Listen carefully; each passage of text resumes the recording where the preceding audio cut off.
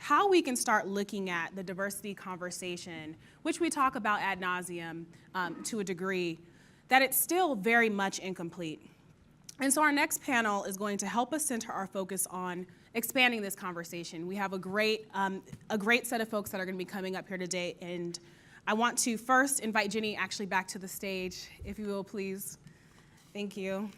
I'd also like to welcome Andrew West to the stage as well.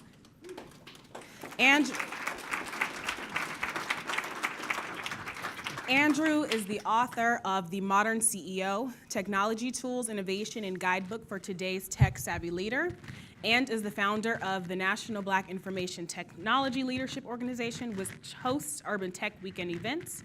West also leads the Houston-based West Innovation Group, a technology consultancy specializing in IT infrastructure, mobile application development, and managed services. So we'll figure out when he actually sleeps. Next to the stage, I'd love to invite Nneka Ude, a strategist by nature, a designer at heart. Nneka is a highly versatile marketer whose career has traversed the media, brand, shopper, and experiential marketing worlds. She currently serves as the planning strategy director for FBCX and design agency, managing event, partnership, and sponsorship strategies for Stella, Sutter Health, Boeing, CenturyLink, and Cracker Barrel. So we'll go ahead and start kicking off. Cool. Thank you. So great.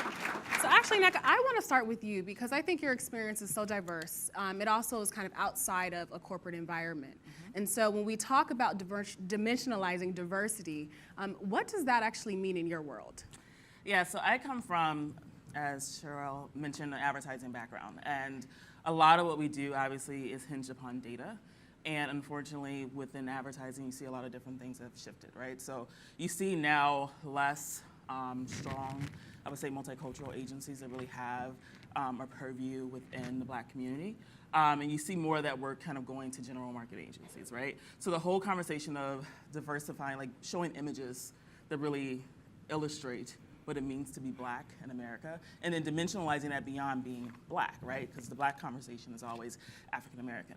But when you look at what it means to be Black in America, there's a West African story, there's an African story, period, right? There's a Caribbean story.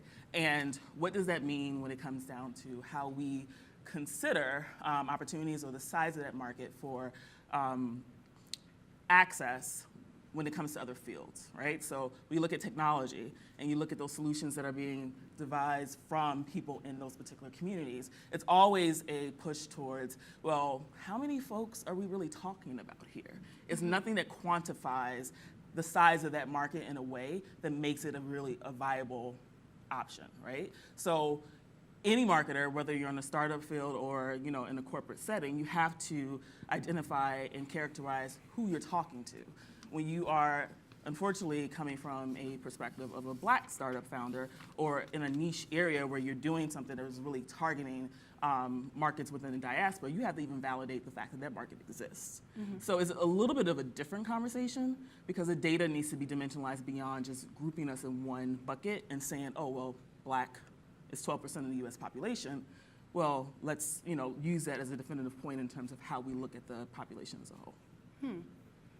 And so when we become so granular, I mean, what is the effect? What are the outcomes that we're looking for instead of just having this kind of overarching narrative of what diversity looks like? I think it speaks more to the type of opportunities that you're really able to kind of assess from an ideas perspective, right? So a part of like what Miko even mentioned earlier is that a huge part of this is about the visual or my passions don't match your perception of who I should be. Mm-hmm. Right? And so even when you look at the African American conversation in this country, we're kind of dimensionalized in a way where it's like you're either one or the other, right? So opportunities from whether it's business opportunities or tech-enabled businesses that really are impacting things that are innate to us don't really come to the forefront. The one area that you're really seeing that more in is probably around Black women and hair care. And that's even one that you can really, really take down a whole nother path when it comes down to how we spend our money, the type of data that's out there about our hair. Mm-hmm. We have to start to dimensionalize that for ourselves, right? 4C, exactly. And when you look at major companies within the beauty industry, mm-hmm. who are now starting to acquire some of these, the Carol's daughters of the world, they were in a mad scramble to really understand, okay, so now we're going to go into this natural hair care market, and natural has a whole other connotation behind it within cosmetic and beauty, but they were really trying to figure out exactly, okay, so what do we know about these individuals? Yeah. And the data's just not there, right? Because everything has been kind of lumped into kind of general market and how that perception really drives that particular industry. And Andrew or Ginny, feel free to jump in if you want to contribute as well to anything Nneka said. Awesome. Okay. She's right. Yeah. And there you have it. And so, kind of playing between this, ecosystem of the startup world, the corporate world, what have you, I kind of wanted to play devil's advocate for a second here, and just think about the fact that we're in the business of doing business. And so, is it actually practical for us to be accommodating to everyone all the time, every day?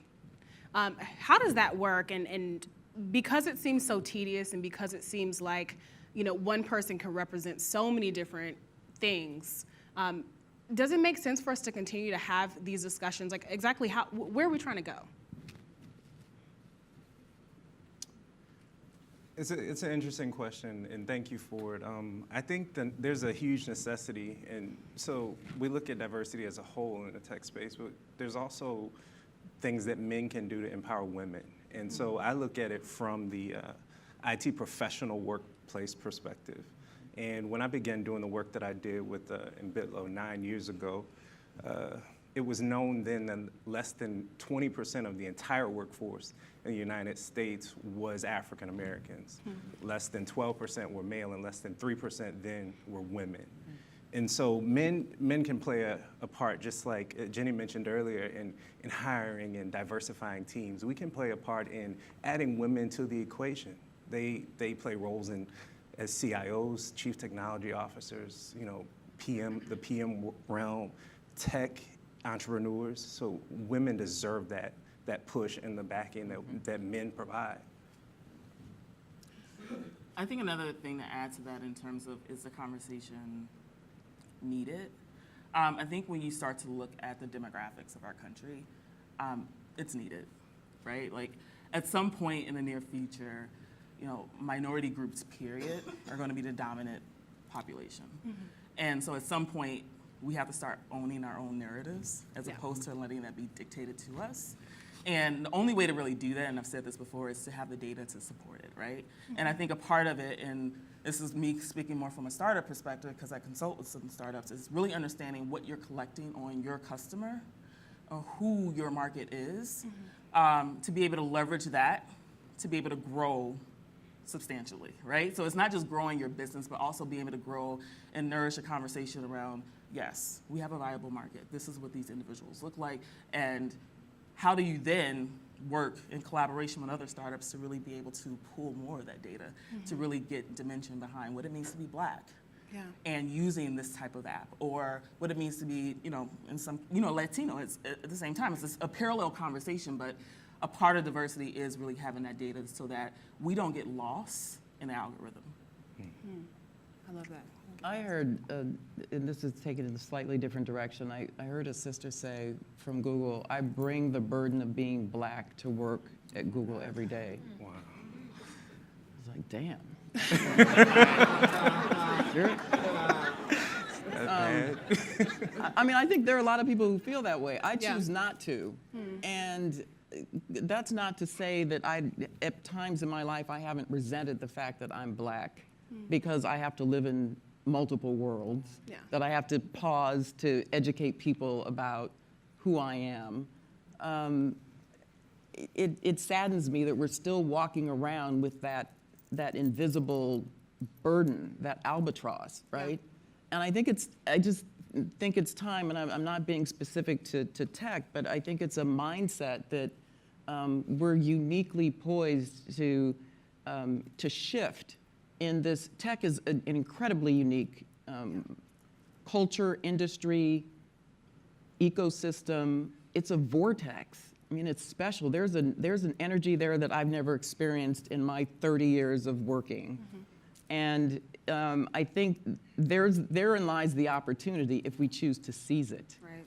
So it's really about, and I go back to this, it becomes very personal, very individualized, that we need to let go, drop the baggage, knock the chip off your shoulder, get clear on what you want to achieve and what you can contribute to that organization and to the industry, and don't take your eye off the ball. And bring along as many allies as you can get that look like everyone in this room, Yeah. right? It's not just us, we're part of the group, so we need to start leading the charge. Right, yes, absolutely. And with that as well, when we talk about leadership and we talk about, being diverse leaders, whatever that means in these spaces, and competency, which you touched on during your presentation, it doesn't necessarily mean that because I'm Black and in a leadership role that I actually understand diversity and that I'm fully equipped to also develop and manage a diverse team. Right. So can you kind of speak to even kind of that aspect? Like, just because we come from different environments and communities, that we don't have it all on lock either. We're still Hardly. making sense of it. Well, and sometimes, I'm going to go here just to be a little bit of a devil's advocate. I think sometimes we do have a bit of a chip, that we do walk in saying, well, I'm here because I'm the best. We fall into that mindset that Lenny was talking about. I'm the one from my group that was able to get up in here. And it's like, what?